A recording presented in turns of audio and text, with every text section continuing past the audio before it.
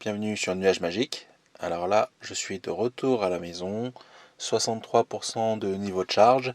Là, la limite de recharge au quotidien est réglée à 90%. Donc ce que je vais faire, c'est que je vais enclencher la charge. Ça va nous faire un peu plus de 25% de charge, jusqu'à 90%. Et on va vérifier combien le véhicule consomme, combien il consomme d'énergie. Donc d'une, ici, il nous affichera combien il a chargé. Et de l'autre côté, on va regarder ce que nous affiche la borne et mon compteur au niveau de la borne pour savoir combien d'énergie j'ai vraiment dépensé.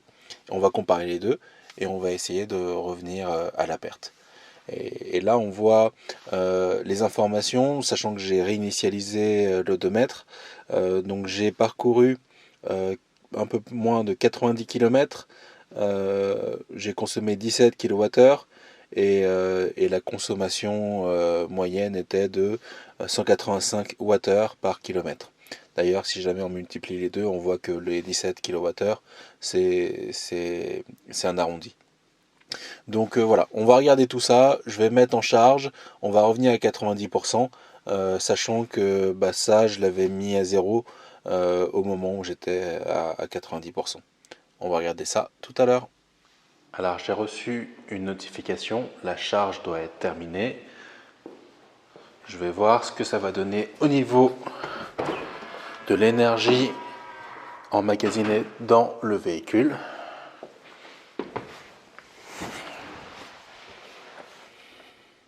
Alors effectivement, j'avais bien vu qu'il y avait une mise à jour qui était disponible.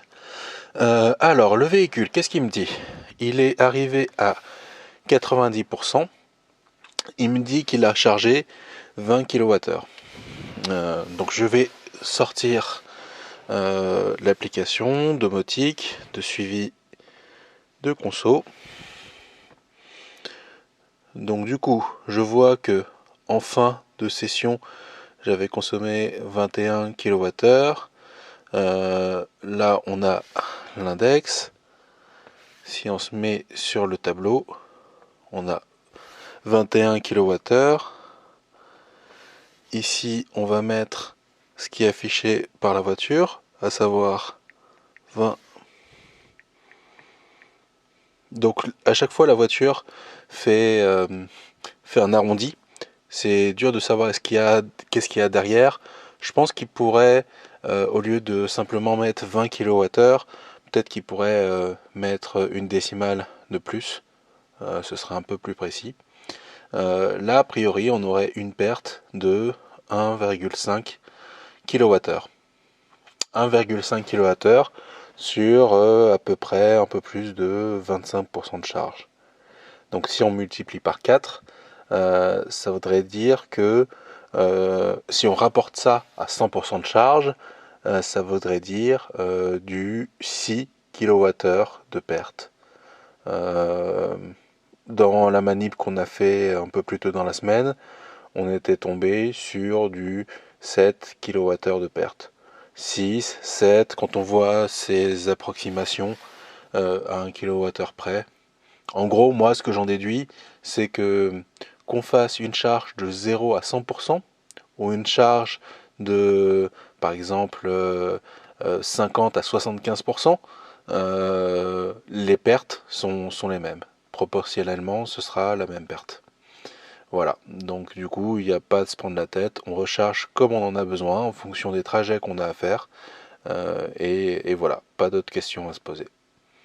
Ce que je ferai, c'est que la prochaine fois, je vais essayer de limiter au minimum le courant de charge pour, pareil, une recharge d'environ 25%, et je vais voir si ça a un impact. Je sais que typiquement sur la Nissan Leaf, quand on mettait au minimum l'intensité de charge, il y avait un impact. On verra si c'est le même cas.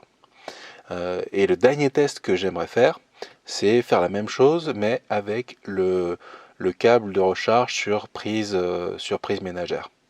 Et là, on va charger autour des 3 kW. Et ce sera encore une fois intéressant de voir s'il y a plus de pertes. Parce que, encore une fois, sur ce genre de chargeur, enfin en tout cas sur ce genre de câble de recharge, Avec d'autres véhicules, généralement, on a plus de pertes.